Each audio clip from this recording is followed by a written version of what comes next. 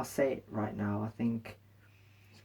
I think that over the years I've known, I've known that, I've been surrounded by skanks, rats, pagans, assholes, the lot. And to me, it's not like, oh, this guy is using all these bad words on people.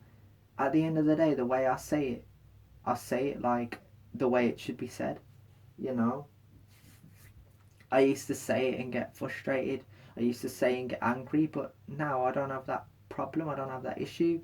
I can say it and it makes sense. If I call a person a skank and I'm like, that dirty skank, or something like that along those lines, I know where I'm coming from, and I'm like, I don't.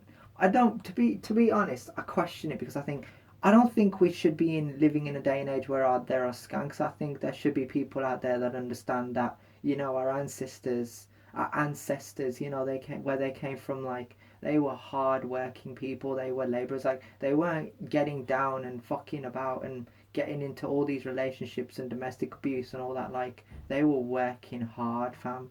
They were putting food on the table. They were going out, they were sweating. They would do all this hard shit for their kids. Our great grandparents, and here we are. Here you guys are. Well, obviously not me, because I'm self-employed. I'm not working right now. I'm you know currently looking for work right now. So looking into it. Who knows? Maybe I'll work with pagans in the future. Maybe I won't. But again, I just want to say this because, like, people who have jobs, people who have minimum wage, people who have a roof over their head, people who have all these things, who have these supportive people in their lives, who have these family members, they need to count the blessings. Because when I was in New Park School, or Springdale, or whatever school I went to, when I would count a dickhead, my friend, and they were just doing me dirty like that, like I didn't have that luxury. It's not about having family members on your back all the time. It's literally having people out there that you can call bros, you can talk to and socialize with, and have a laugh with.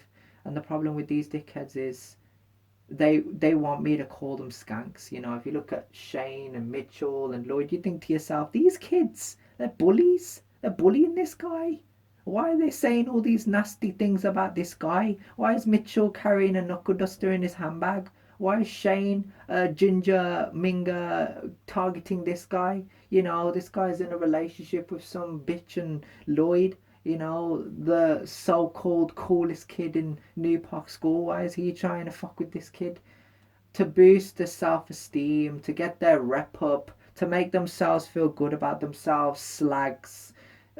I've said it loads of times, but again, maybe that's what they were going for at the time. Maybe they wanted to be like that. Maybe they thought to themselves, let's try and change and turn heel. And ever since 2018, when I started making freestyles, when I started getting serious with it, I was like, at the same time when I was making the Violation tapes, I was questioning it. I was questioning it and contemplating to do it, because I thought to myself, yes, at the same time it will help me feel better, but what will it accomplish? What will it achieve? Because at the end of the day, these slags are still in the scene. They're still talking shit. They're still taking the piss. So whatever I'm saying to get my revenge on them, it's not really enough. So last year came 2019. I met this guy, and I've said this, McCarthy, that fucking bastard. And he did the same thing what all these other dickheads done, just tried to make me out to be a fool. So I said to myself, I swore to myself that if I ever saw him, I would one bomb that bastard in his face.